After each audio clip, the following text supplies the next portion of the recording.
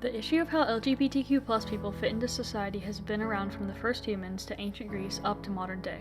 For most of our history, the community has remained hidden, using codes to communicate with each other and live their lives as best as possible under the social restrictions of the period. It is not until recently that queer people have been able to be truly themselves in the public eye, and even now they still face plenty of discrimination. This discrimination was much worse in the past, which is why the activism of the 1960s is so important to the development of the community's place in the society.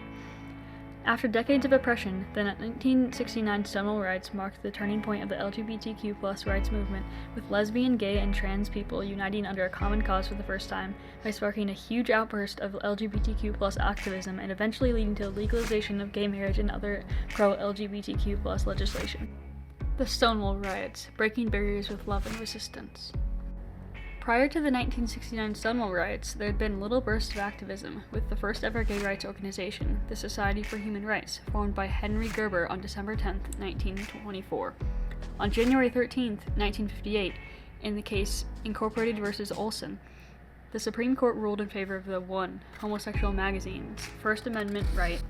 In another court case, Dale Jennings fought against his unjust arrest in 1952 with the help of the Mattachine Society, which was the second gay rights organization founded in 1950. While these events were good for the community, it was not nearly enough to break the barriers of regular discrimination and mistreatment of the LGBTQ+ members at the time. On December 15, 1950, the Senate officially declared homosexuality a mental illness, which was a big loss for the community because it made it seem like there was something wrong with them, when in reality they were just different. In an excerpt from a radio program that first aired in 1958, psychologist Dr. Blanche Baker states her ideas on homosexuality.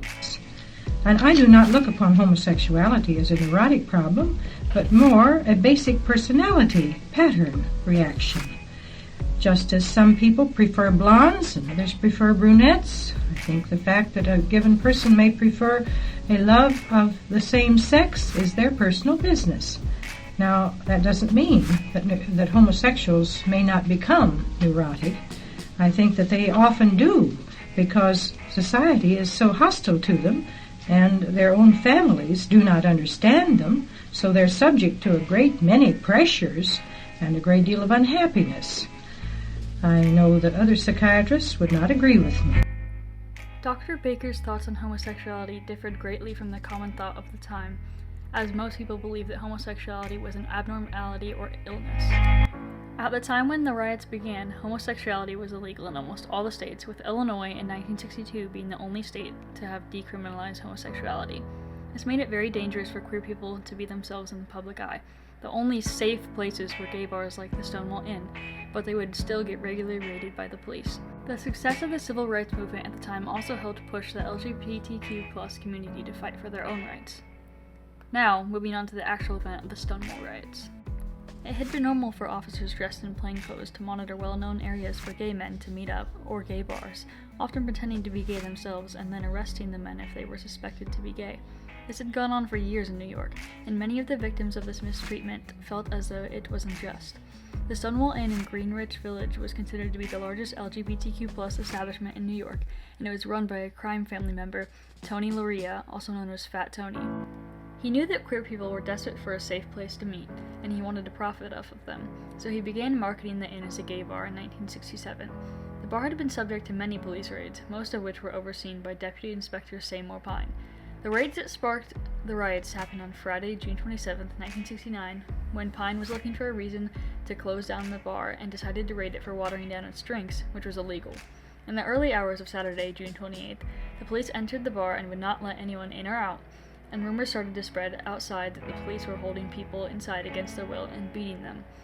A crowd gathered outside as customers were being escorted out into police vans. The raid turned south when an officer pushed a drag queen named Marsha P. Johnson, and she turned around and hit him with her purse, and he clubbed her in return. The crowd began booing the police, and a butch lesbian named Stormy de la Verre was let out next, fighting against the police. She yelled to the crowd, "Why didn't you guys do something?" She is rumored to have thrown the first punch. The crowd began throwing things at the police vehicles, which led to the police barricading themselves in the bar. Lines of youth and drag queens, including Marsha P. Johnson, began to sing and do dancing routines, defying the police in their own unique way. News spread and around 500 to 1,000 people showed up to watch. The riot police eventually had to come in and rescue the police trapped inside. They ended up arresting 13 demonstrators the first night, and more the next 2 nights of the riots. The rioting continued all weekend, with many more showing up to support. After the riots at Stonewall ended, many more activists around the country began to pop up, with new motivation to fight for their rights. These riots had a huge impact on the LGBTQ+ rights movement as a whole, inspiring and encouraging others to fight for their rights. Initially, the riots received bad press, both the Village Voice and the New York Daily News, using lots of offensive slurs towards the people who participated in the riots. On the other hand, many activists gathered in support of Stonewall, demonstrating the newfound strength of the movement. On June 28, 1970, the first ever Pride Parade took place in New York, in remembrance of the Stonewall Riots. Long term, the riots inspired a huge outburst of LGBTQ+ activism, giving people faith that they could create change.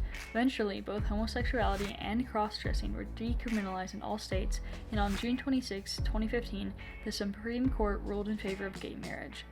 There was also a huge increase in the fight for transgender rights, and most cities have an annual Pride Parade in honor of Stonewall, with the 50th anniversary of Stonewall being just last year. The riots have also paved the way for people and media to be more open about who they are and gave people like Ellen DeGeneres the strength to come out on television and give hope to other people like her who are watching at home. Susan, I'm gay. Thanks to the courage of Ellen, television today has been more open-minded and representative of the community than it has ever been, allowing LGBTQ+ members to see themselves represented in their favorite TV shows and movies. In more recent years, there has also been a lot more openly LGBTQ people in political offices, which is a huge step for the LGBTQ+ community.